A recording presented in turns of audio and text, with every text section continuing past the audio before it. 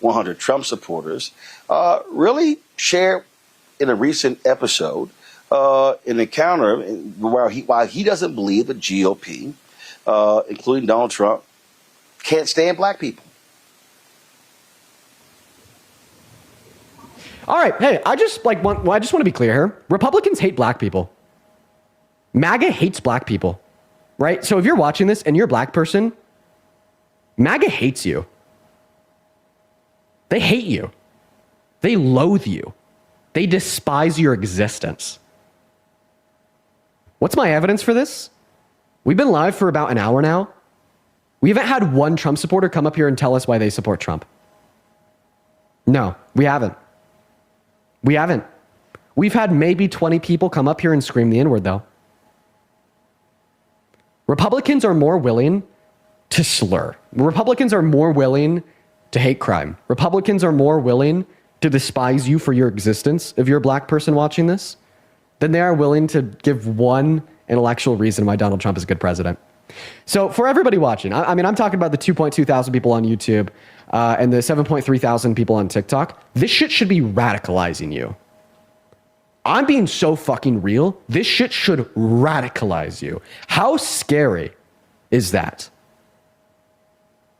The millions of Americans that support the president we have today don't support them because of reason, don't support him because of fact, don't support him because of logic.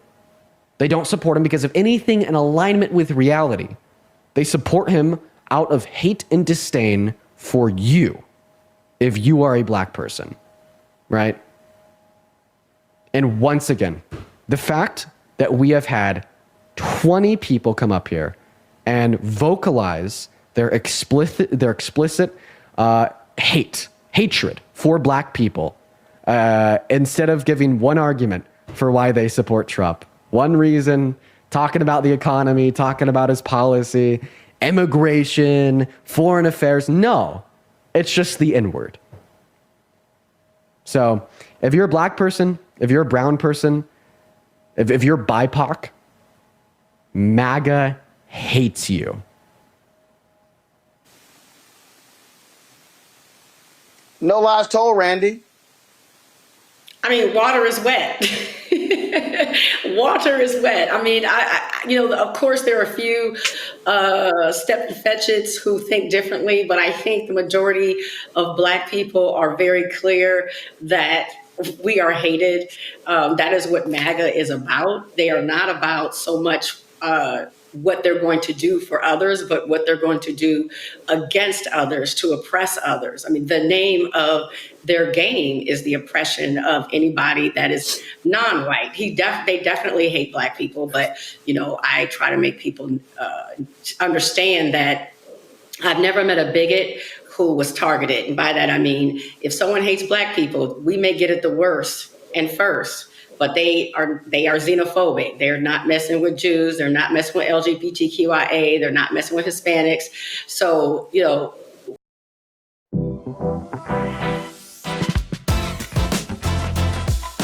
My name is Tanya O'Neill. I work for Bath & Body Works.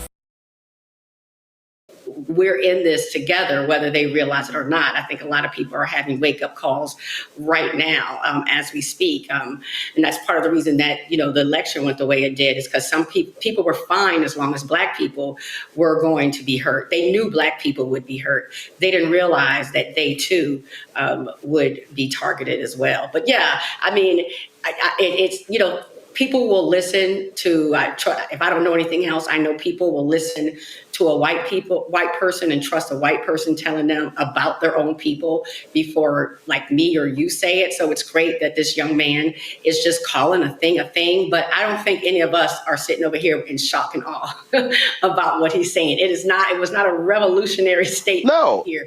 We know.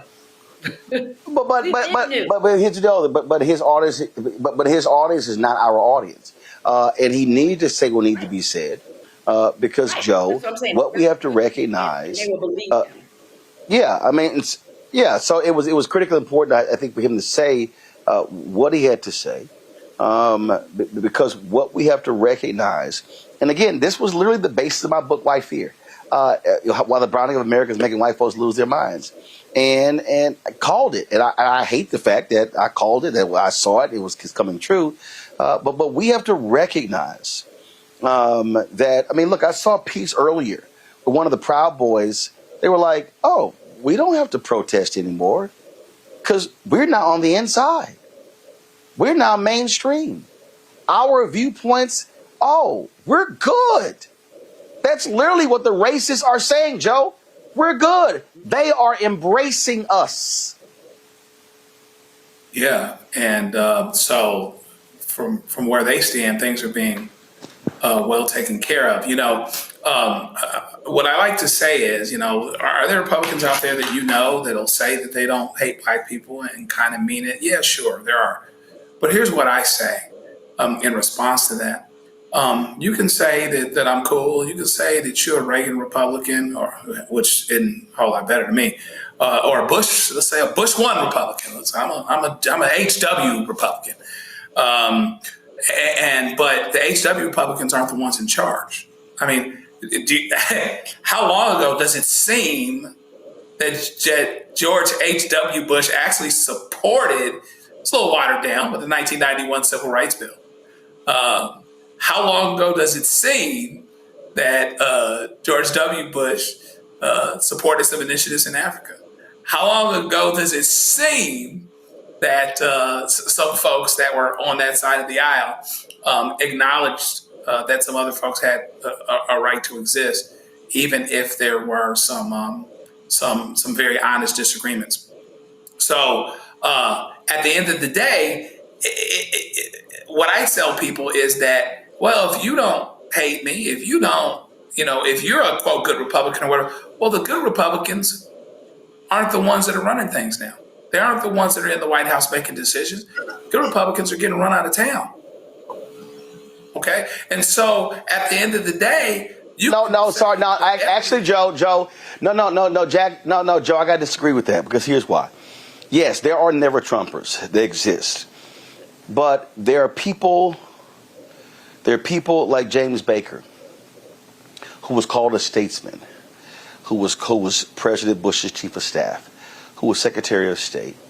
And the New Yorker did a story on him, and he made perfectly clear. Do I like some of the things that he says and does? No. I am a Republican. I'm going to vote for the Republican. So the reason Donald Trump is there is frankly because those folks have not been aggressive.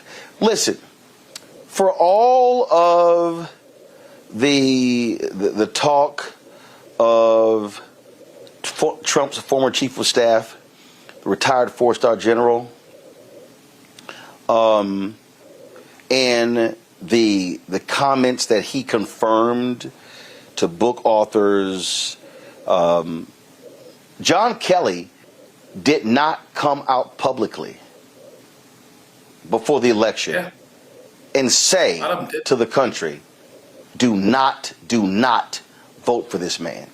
Right.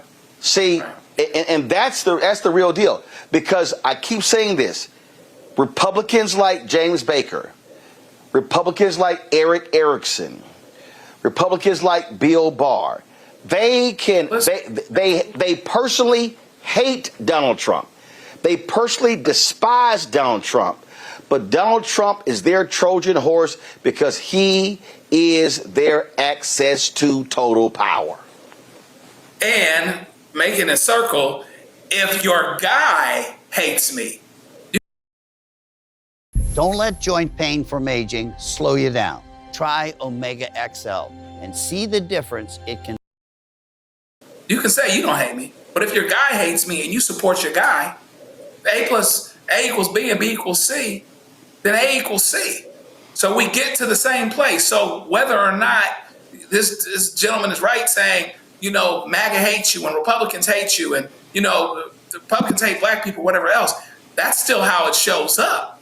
The book says love not in word, neither in tongue, but in deed and in truth. So if your guy is screwing me because your guy hates me, and we're sure about that, and you look the other way for whatever reason while your guy does what he does, then you're right there with your guy. And that's what it arrives at, for sure. It might arrive for a different reason or a different way.